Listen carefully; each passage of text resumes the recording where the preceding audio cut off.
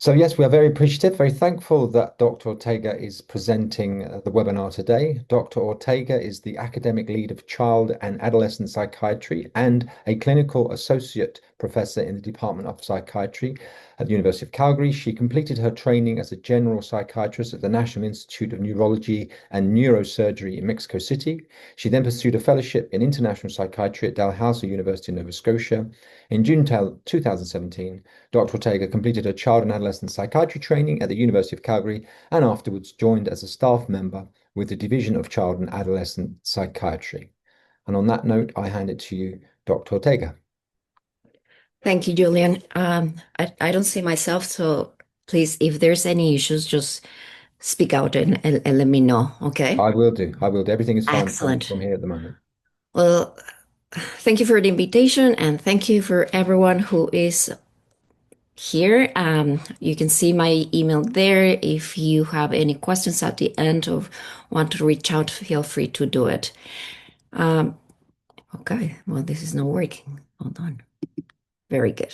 Before I start, just would like to take the opportunity to acknowledge that we live, play, and work in the traditional territories of the Treaty 7 in southern Alberta, which includes the Blackfoot Confederacy, including Tsitsica, Piikani, and Kainai First Nations, and also the Tsuut'ina First Nations and the Stoney Nakoda, including the Chiniki, Burspo, and Goodstoney First Nations. Also, the city of Calgary is home of the Métis Nation on the Region 3 of Alberta.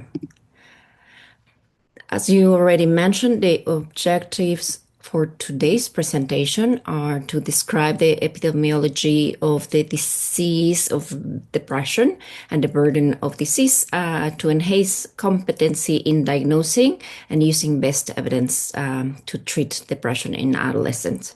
We are going to be, or I will be summarizing the treatment options, both psychological and pharmacological options, including off-label practices. And the ultimate goal is to improve the mental health of young people. Okay, I have to do a big disclosure before I don't have any conflict of interest. However, all the pharmacological interventions that I will be talking today are considered off-label since Health Canada has not approved the use of any antidepressant in young people. However, in order to prepare this presentation, I use best evidence, pulling information from the Canadian, American, and the English clinical or NICE clinical guidelines. Okay, just very briefly, I'm going to just mention, well, I'm sure all of you know what adolescent is, but just would like to debunk one myth. Typically, or two myths. Adolescent, contrary to what we used to think that would end at 18, now based on neuroimaging and other neuroscience studies, we know that the brain continues maturing. Therefore, we consider adolescent, and biologically speaking, anywhere between age 11 all the way to mid-20s, although some studies suggest that our brain continues maturing and changing until our early 30s. Adolescence can be both a time of disorientation and discovery, and contrary of the common belief that most adolescents have a difficult time, that is not true. Most adolescents have an easy time adjusting during this period of time or transition, and experiencing significant mood changes or behavioral changes during this period of time is not normal. As I was mentioning earlier, we know I'm so old that when I first went through med school, we thought that brain development ended there once reached adulthood, but now we know that that's not true, and our brain continues developing. The development of our brain typically goes back to front and bottom to top, and this is very important because if we think about our brain in the middle part of our brain, that's where all the limbic system is, that develops much quicker than our prefrontal lobe, that it's basically the gatekeeper. Therefore, adolescent can be a time in which they feel that they have superpowers, but they don't have a frontal lobe that help them make the best decisions, to think about long-term consequences, etc., etc. Under in North America, we use the DSM, currently version 5, to diagnose and based on that treat mental disorders. So under the DSM, under depressive disorders, in the DSM, there's a number of different disorders, but today I'm only going to focus on major depressive disorder. So, if not treated, depression can become debilitating and often a chronic illness. It typically has a start in adolescent. It's actually very, very rare that we see it in very young children. According to epidemiological studies, we know that on average, the prevalence of depression in pediatric population, and pediatric population, I mean the very young, I'm not talking about the adolescent, the pre-pubertal children is anywhere between 1 and 2%. The adolescent rates for depression, this is based on Canadian statistics. For adolescents ages 15 to 24, about 8.2% of young people will struggle with an major depressive disorder. The lifetime prevalence, meaning among all people, about 15 to 20% of people in general at some point in their life will struggle with a depressive episode. And the rate female to male before puberty starts typically is 1 to 1. But once that our dear friends' hormones get in and start messing with us, that prevalence shift and it becomes 2 to 1. As I said, the beginning or the onset of depression before the age of 12 is much less common. Unfortunately, this has been linked to long-term poor functioning, having more episodes of depression over the lifetime, more suicidal attempts, and unfortunately, also more psychiatric comorbidities.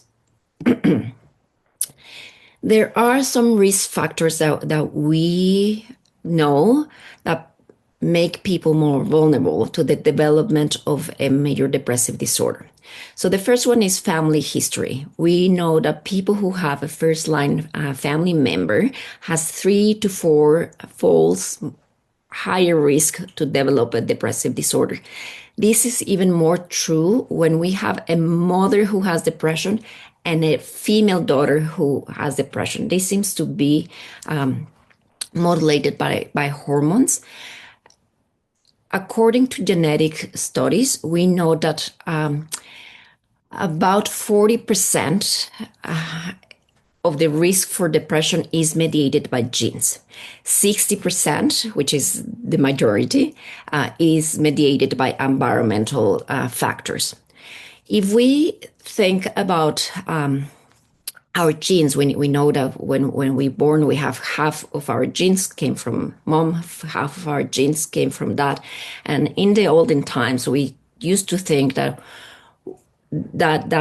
is the end. You have your genes that you carry from mom and from dad, and that will determine who you become as a person.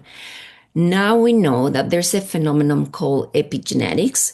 And actually, this is pretty cool. What epigenetics means is that despite you bring and you have certain genes, that doesn't determine your future. In fact, what we eat, who we hang with, what we do, whether we are physically active or not, the traumatic experiences we go through in our life, that has a huge influence on our genes. So based on those environmental factors, our genes can turn on or stay dormant forever. So although they definitely genes have a significant load on whether we have a predisposition for depression or not, our environmental circumstances also have an even more significant role. So having family history is definitely one of the risk factors. Having had previous episodes of the depression also predisposes to have further episodes later on. Having other psychiatric disorders also put us at higher risk to develop depression.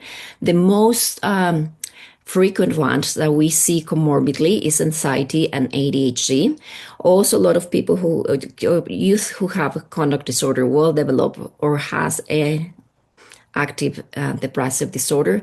OCD also, about 30% of kids who have obsessive compulsive disorder will carry a comorbid diagnosis of OCD. Substance use is a huge risk factor. Both it can present substance use as a depressive disorder or can contribute for later on develop and maintaining a depressive disorder. Trauma, as we all know, suffering of significant adverse experiences during childhood is definitely a huge contributor and risk factor for developing depression. And having certain medical chronic illnesses like cancer, diabetes also predispose young people for depression. How long does a depressive disorder last? This is very important. I'm gonna guess that the majority of you who are joining us today are in the community. So in samples that have been following young people who describe the presence of depressive disorder symptoms in the community, the typical duration of an episode is anywhere between 2 to 6 months. So you might think that by the time that you are starting your treatment or following them, the natural evolution is that they might be just getting better. Whether I'm not minimizing or undervalue your interventions. I'm sure they are fantastic, but just to have in mind that a typical community episode of depression is anywhere between 2 to 6. This picture is a little bit different for those who are referred, meaning they have been seen by someone in the community, the symptoms are not getting better, they need to be referred, whether to be admitted to hospital or for a specialized clinic. In this population, the duration of an episode of depression is anywhere between 6 to 9 months. This is with no intervention. There are some factors associated with the chronicity of this episode. So if we have someone who has very, very severe depression, who has comorbid mental health conditions, who presents with suicidal ideation, who has a family history of depression and presented with an onset during early childhood, those are factors that should make us think this is a person who might have longer risk to struggle chronically with depression.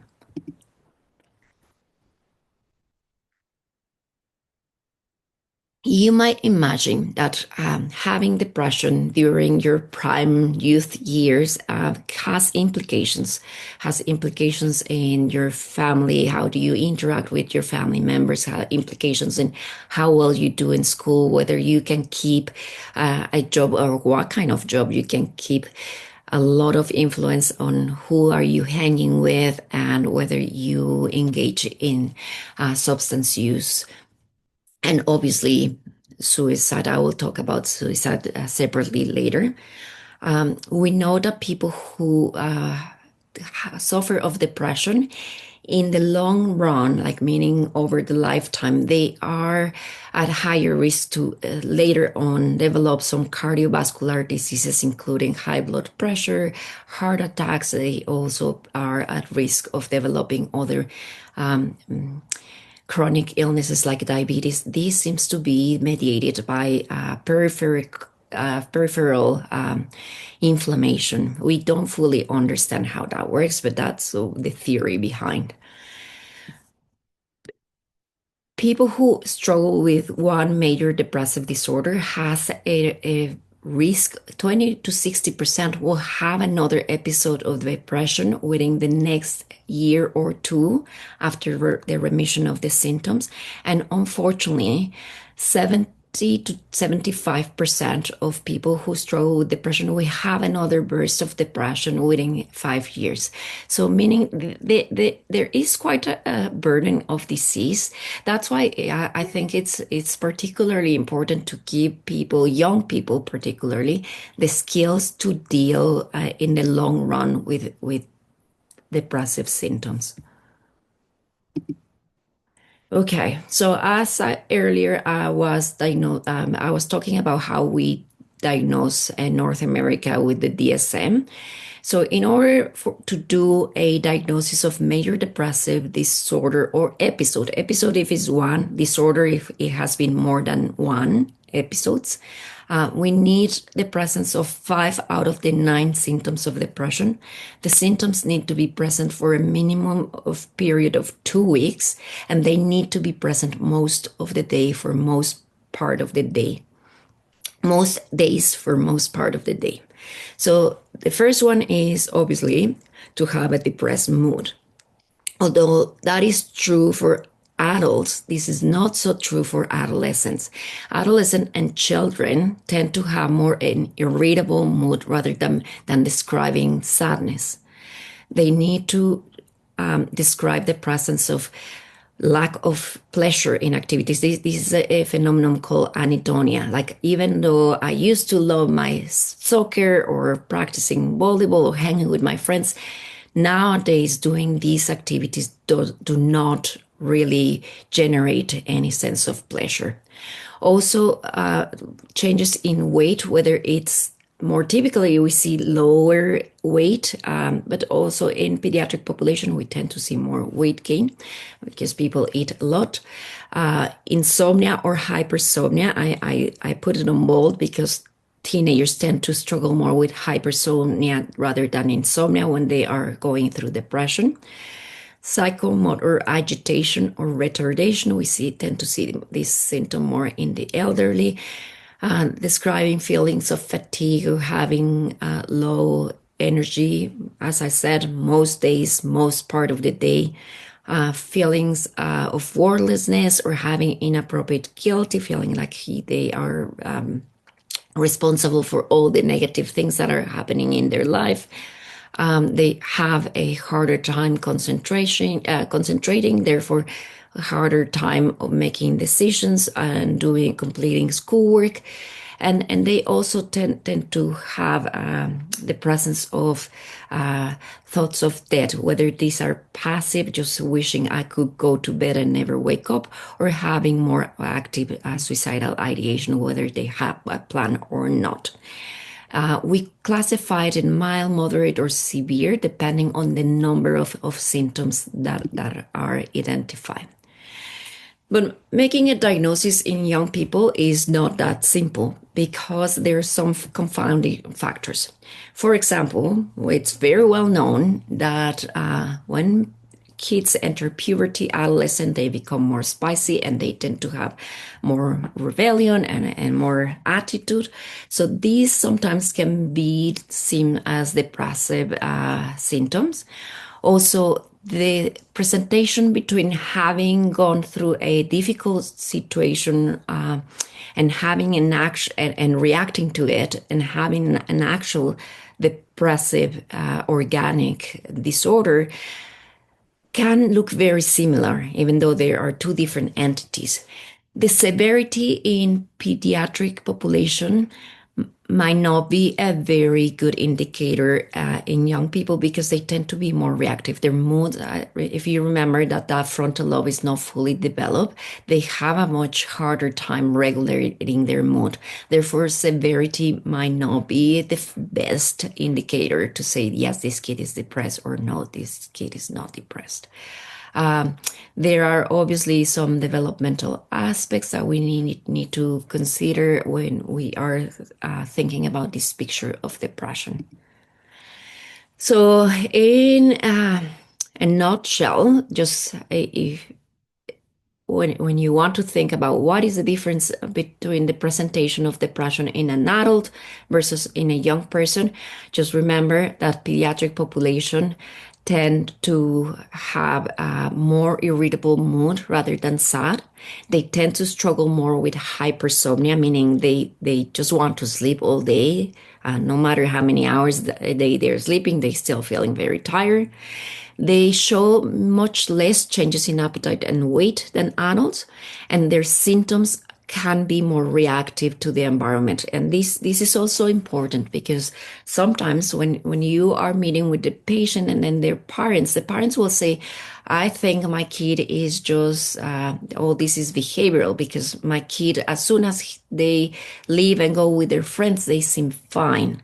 And they might be truly depressed and they might also be looking fine when they're with their friends, but that is because their mood can be or is more reactive to the environment. And that's because of that immature prefrontal cortex. As I already mentioned, sleep problems are one of the diagnostic criteria of depression. It also can be a very important intervention for as part of the treatment. Um, it's very well known that our circadian cycle shifts once that we hit adolescent, puberty and adolescence. Things start changing. Like kids want to stay later up, they tend to sleep in. That is normal part of development, but there are things that we need to gather when we're going to be doing a diagnosis throughout the process of assessing and also as part of our treatment. As I already mentioned, they tend to have more hypersomnia. We see different symptoms in the adult or elderly population. And adolescents with depression, they show changes. When there has been studies done to study the structure of the sleep, they have noticed that they tend to have a decreased REM latency and increased sleep latency. That basically, that only means that the youth has a harder time falling asleep. And once that they fall asleep, they enter very quickly into their REM stages. The REM stages are the deep stages of sleep that typically we tend to reach at the end of the night, not at the beginning of the night. And this is problematic because it is during those first stages of the night that we are doing a lot of consolidation of our memory and recovery and detoxing. But if you are entering straight away into REM, then that sleep, even though you're sleeping a ton of hours, it's not very restful sleep. So as part of our treatment for assessment, although I'm going to be of depression, sorry, I'm going to be talking about the treatment itself later on, but just as part of our psychoeducation when we're working with youth, it's important that they keep a regular bedtime, even on weekends. I know they don't like that, but it is good. Obviously, decreasing the consumption of caffeine, like energy drinks, especially after in the afternoon. Limit the fluid intake that will help them stay in bed, not having to get up and pee. Um, Although, according to evidence, like the ideal time, amount of time off screens before bedtime should be 2 hours. Like, I don't know of any young people or adults who will do it. So let's call it 30 to 45 minutes of quiet time and not electronic exposure before bedtime. Although we want them to be physically active, we know that behavioral activation is fantastic for depression. We want them to avoid exercising later in the afternoon or close to bedtime because that will make us feel more active.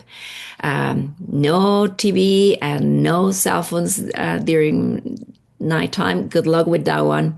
But we can always try. And if the kid, in addition to having depressive symptoms, is a kid who worries a lot, making worry list before bedtime can work well. Now, I'm going to talk a little bit about assessment. So, when we are doing assessment, it is important that we are not only considering what the young person says, we also want to hear what the parents or caregivers have to say. Many times it's important to gather information from teachers or coaches and other healthcare professionals who are working or involved in the care of this young person. We want to know about the psychiatric history, meaning have they had other previous mental disorders? Do they have any other comorbid disorders? Because this is important when we are considering what kind of treatment we're going to be offering. Does this kid has a medical history for chronic illnesses? As I said, some cancers, some illness with thyroid, diabetes mellitus can contribute with higher rates of depression, but also might be messing with response to treatment. So it is important. We want to know about developmental history, how are they doing in school, what kind of supports they have in school, and family history. This is important not only because if there's family history of depression, they have higher risk, but also if is risk for bipolar disorder. They might be a higher risk of switching to mania when they get treatment with medication. Confidentiality is obviously very important. We need to cover it. I really will encourage you to do it at the beginning. Don't let it to the end when you find out that the kid has suicidal thoughts and now you have to break it to parents and the kid won't trust you anymore. It is important that from the get-go, we set very clear boundaries and limits about what is confidentiality, what are we gonna keep, and when do we legally have to break confidentiality. And they need to know that self-harm, depending, and I'm gonna just say quotation for self-harm because there's kids that engage in self-harm with no suicidal risk, just as a inappropriate or maladaptive coping skill. But if there are true risk for suicide, that is a deal breaker, and we need to share with parents. It is important that many times teens will want to keep things from parents or school or peers, and parents many times they want to know it also. We need to be very clear that there might be things that the youth might be sharing with us and we won't be sharing with parents, and that's how it goes, unless of course there are safety concerns. There might be some cultural or norms that might play a role. People from different backgrounds might have different expectations of what do I need to know about my kid. Um, and it's important that we know what are the legal parameters where we are practicing of when do we have to break confidentiality. Uh, suicidality. As many as 1 in 5 teen report having suicidal ideations within a year, according to some American studies. Suicide in Canada is the second leading cause of death in youth ages 15 to 24, which it's huge. We know that kids who are self-identify as First Nations, there are a much higher rate for suicide, about 5 to 6 times more than non-Indigenous kids.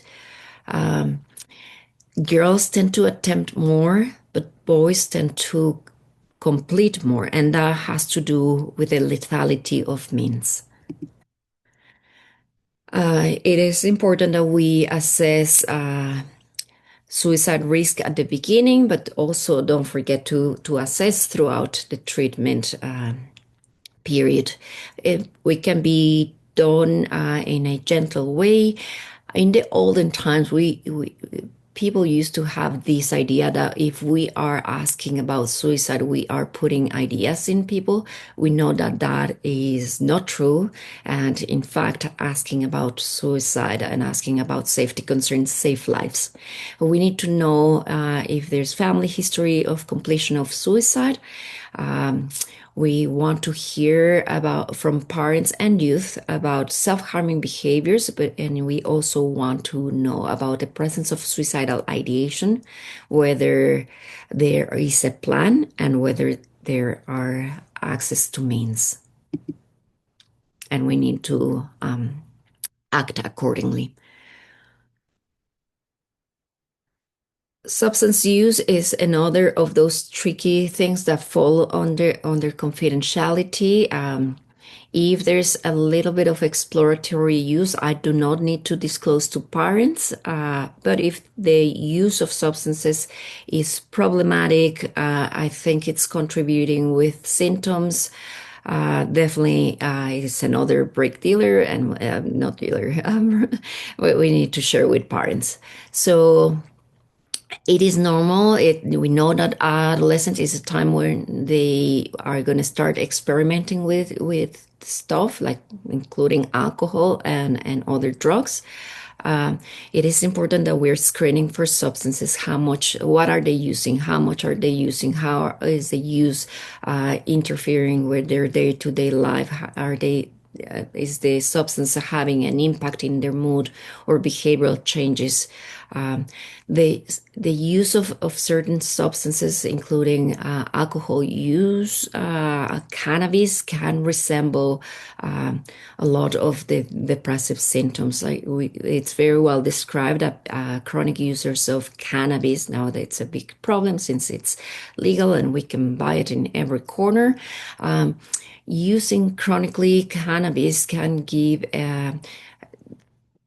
something that it's called the amotivational syndrome, meaning people are just feeling blah and unmotivated all day and throughout their lives.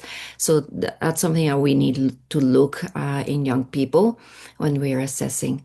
And as I mentioned, the chronic use of certain substances, not only illicit, but also illicit, like alcohol and cannabis, can also cause secondary depressive symptoms. Also, certain medications can also, like beta blockers, can cause depressive symptoms. Well, although it's not mandatory to use rating scales, I definitely will recommend. We know based on evidence that using rating scales for our assessments and for monitoring treatment get us to better outcomes. There are a large number. I'm just here introducing a few measurements, but I really will advise to pick one, get to know it very well, and use it regularly. There are some clinical tools who are clinician use, meaning that you will use them with the client when they are in your clinic. There's other rating scales that you give them to the patient or the family to fill out. I find that, for example, the self-report, the PQ9A can be a very easy one. It basically is the diagnostic criteria of DSM, word by word, basically. So that's a pretty easy one to use and remember.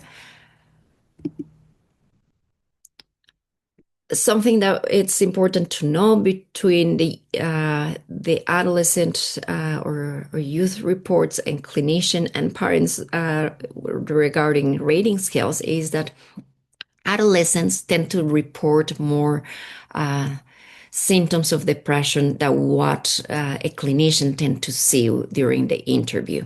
That's important to know. Clinicians tend to be more attuned and noticing more symptoms of problems with concentration or self-esteem or agitation and restlessness. We tend to catch on more on those symptoms rather than what the patient is reporting. Parents are very good at noticing behavioral problems, but they are not, parents and teachers are not very good at identifying emotional distress. Differential diagnosis. Sometimes a patient can look like depression, but there might be some other things that are brain should be going, like what else could it be going on here? As I mentioned, some medical illnesses can look like depression. So it's not a bad idea when I'm seeing a young person for the first time to ask if they have gone to their family doctor just to run just general labs, like having low ferritin or having anemia can look like depression. People will come and say, I'm having difficulties with my sleep. I'm feeling very tired. I don't have energy to do anything. So also low or high TSH or hypothyroidism can also look like depression. Certain cancers can look like depression. And one that it's really hard to tease out is the prodromal symptoms of psychosis. So we know that people do not declare with schizophrenia right away. It can take years for the illness to develop. And those first stages in which youth are starting just to develop some negative symptoms can look very similar to depression without being depression. Substance use, I'm not going to effect of some medications I mentioned, having like an adjustment disorder, like something really bad happened. Also, when we are dealing with evolving personality disorders like borderline personality disorder, maybe the disorder hasn't full declared, but there we start seeing symptoms here and there. Eating disorders. Can look when a patient is quite malnourished can look like depression. Bipolar disorder, we know that the typical course of the illness is people will present with depression that does not respond very well to treatment, and later on they will devote with a manic or hypomanic episode. But the first stages can be very difficult and to know where that depression is going to go, and unfortunately, we don't have very good biomarkers to predict who is going to go where. And obviously, persistent depressive disorder, I'm just going to quickly mention that this is a low degree depression, that it's ongoing.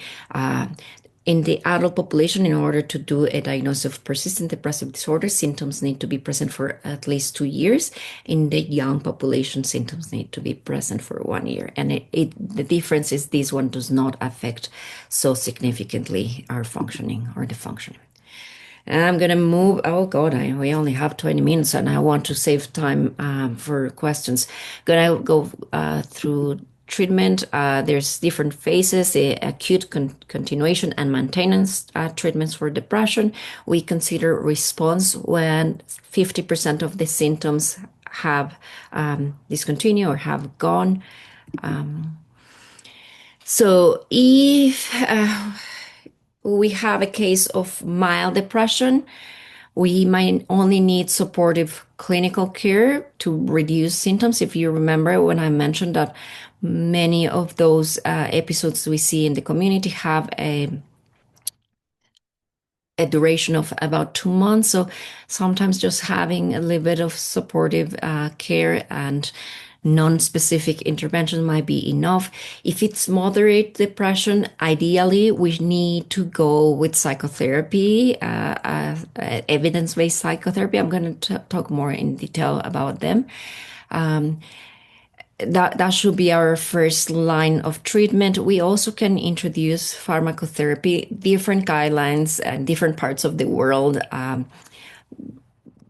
They provide the same interventions very much because they're based in evidence, but for example, the NICE guidelines that come from the UK, they have a little bit more of a step wise approach, starting with less intrusive or less aggressive interventions, and then moving into psychotherapy, and later on, only if psychotherapy doesn't work, to provide pharmacotherapy.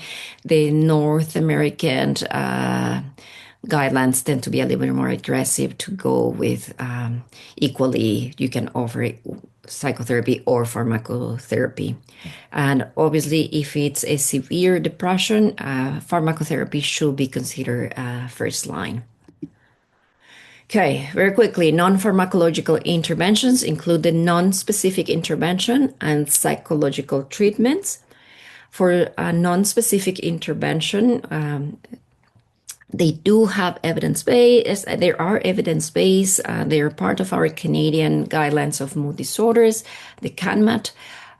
We started with providing psychoeducation and making lifestyle modifications like changes in sleep. We mentioned that healthy eating super important.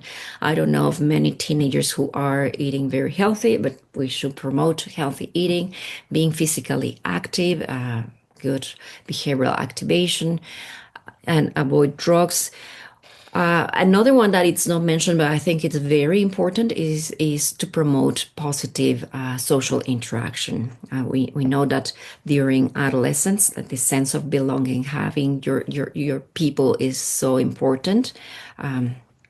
We should promote that as part of our treatment. As for evidence-based psychological treatments, we know that CBT and IPT have the strongest evidence.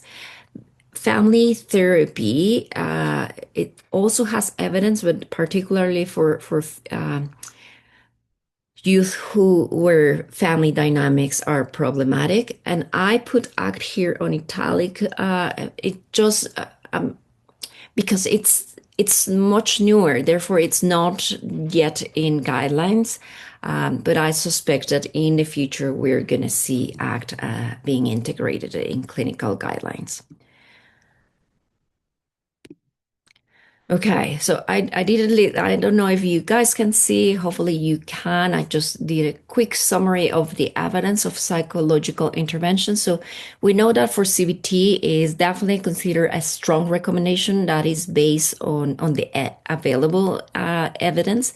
There's multiple RCTs, randomized controlled trials, and multiple meta-analyses that they support the benefits of providing CBT.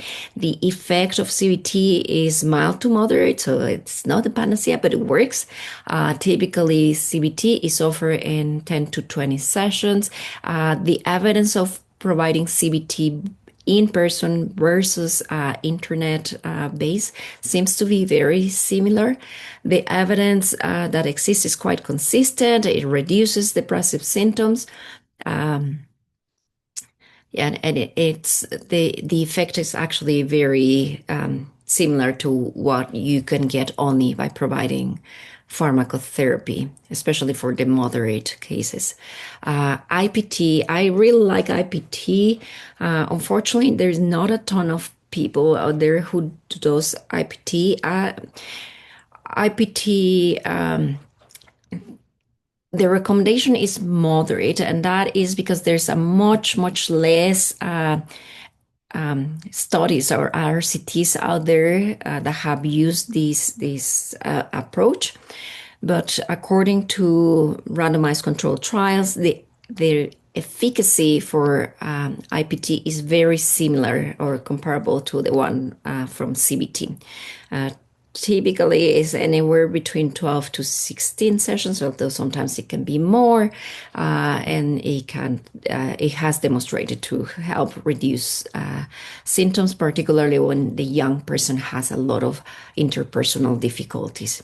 Family therapy, the evidence is moderate. As I said, this can be particularly good when there are a lot of family discord and difficulties.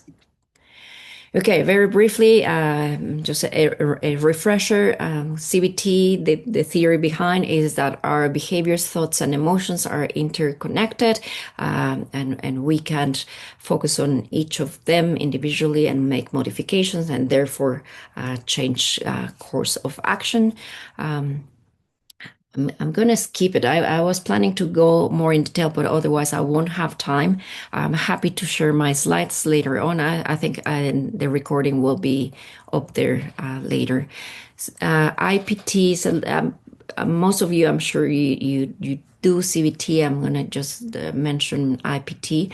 So basically, IPT has three stages: a initial, middle part, and final, or termination. And the initial, we do psychoeducation, and we spend some time doing an interpersonal inventory, meaning we ask the patient to draw a scheme like this one that you see, and to draw who is in their life and how close to them they are, and if there's any difficulties. And then in the middle part, where all the actual work happens, we help them to develop some skills. We do playing, we do communication analysis, just to see what is happening here, that this young is keeping these negative patterns of behaviors. We provide them with problem solving and behavioral activation, which those elements are very CBT. And at the end, we just do our closing.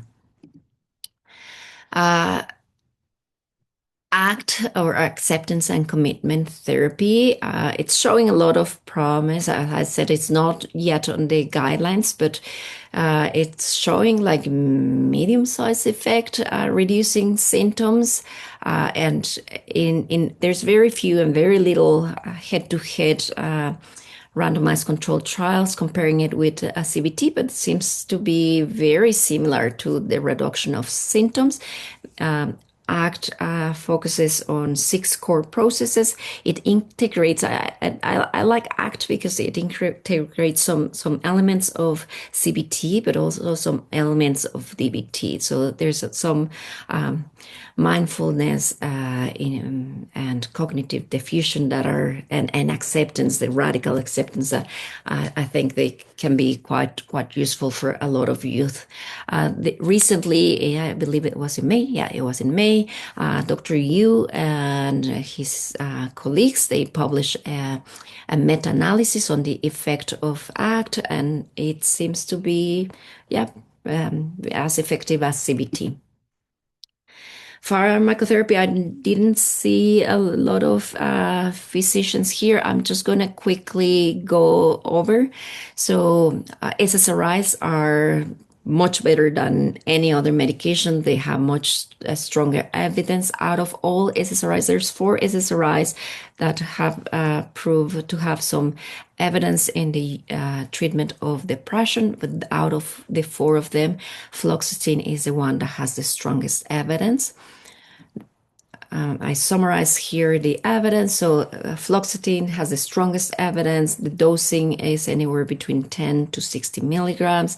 They have shown that it's better than just placebo, and it's very similar to CBT for moderate. It tends to be better when the depression is severe than just psychological intervention. There has been studies with other medications. Escitalopram has shown evidence, but the older the teen, the better. Escitalopram is approved for youth 12 years and older.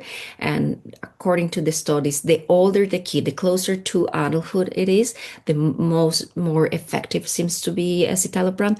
Sertraline and fluvoxamine, they are 2 other options that can be used, but they tend to be much better for kids who have a comorbid anxiety disorder. These 2 have particularly good anti-anxiety efficacy. There's other group of medications like SNRIs and tricyclics. So tricyclics are a no-no. There's meta-analysis. They do not help with depression. They actually can be quite dangerous if the youth has safety concerns and they overdose with them. And SNRIs, they really are not better than SSRIs, and they carry more side effects. They tend to have more gastrointestinal side effects, and they tend to increase more suicidal ideation.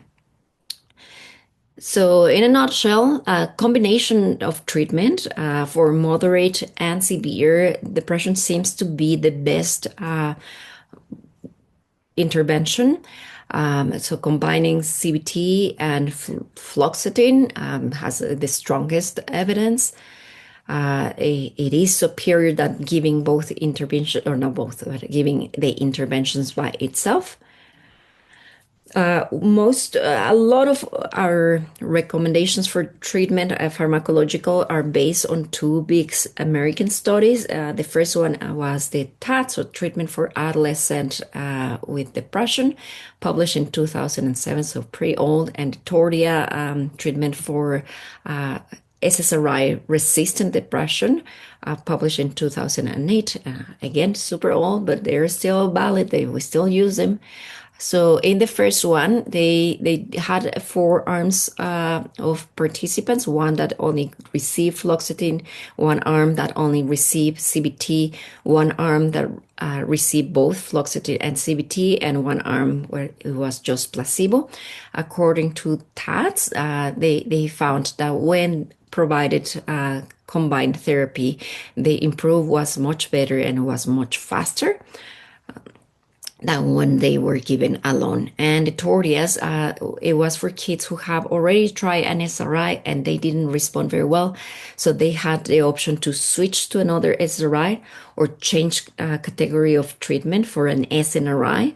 They found out they were for NSNRIs, they were using venlafaxine. They found out that venlafaxine is almost as equal as effective as an SRI, but it has more side effects. In addition to the gastrointestinal side effects, it can also increase blood pressure and heart rates. So better to stick just with the SSRIs and particularly fluoxetine. There are other treatments. I'm not going to spend much time, just going to mention RTMS or transmagnetic brain stimulation. It's a much more newer and novel treatment. Patients do not need to go through anesthesia or anything. It's still not considered evidence-based, but it's starting to show if safety and some efficacy according to some meta-analysis. ECT still exists and we still use it, but only reserve it for the most severe cases, those who are life-threatening cases or not responding to evidence-based. Ketamine, it's just coming. It really is just in very, very early stages of studying, and it's showing some decrease in suicidality, but the effect doesn't seem to be very permanent. It doesn't last more than 2 weeks, so probably we won't see it coming on guidelines. Unfortunately, our Canadian guidelines are pretty old. They are from 2016 with the late Glenda McQueen, who used to work here at the university. Rest her soul. What a loss. So summarizing, first line CBT or IPT, it can be both in-person or internet-based. Second line medications, fluoxetine number one, then escitalopram, sertraline, and other medications. If there's no good response, I'm not going to get you tired. It's basically what I already talked again. What is important to know when people are taking antidepressants is that there's no medication approved by Health Canada. They can't cause activation. They can increase slightly suicidal thinking. However, very important, there's no one single death associated with the use of SSRIs. So that means even when a patient is describing the presence of increased suicidal ideation, it doesn't mean that we stop right away the medication. It's just we monitor closely.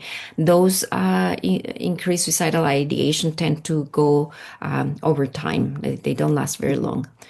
So yeah, I already covered these. I'm not going to spend much time. Just when medication is going to be started, to go low and go slow. There's no emergency. There's no rush to start medication. What else? When to refer to child psychiatry or to reach out to consult. When a young person is complaining of suicidal ideation with an intent and a plan, this is an emergency. We need to send these kids to the emergency department. If the young person, in addition to having depression, is also endorsing psychotic symptoms, Very severe cases of depression can present with psychotic symptoms that these kids might need to be admitted to hospital or treated with other alternative medications. When it's a very complex case, the kid has depression and many other comorbid disorders. When there's a first family history of bipolar because of the risk of switching to mania, and in case of treatment resistant. Takeaways, non-pharmacological interventions are considered first line. We should start with psychological intervention. When antidepressants are used, they need to be cautiously used and only reserved for moderate to severe cases. Fluoxetine is the one that has the most evidence.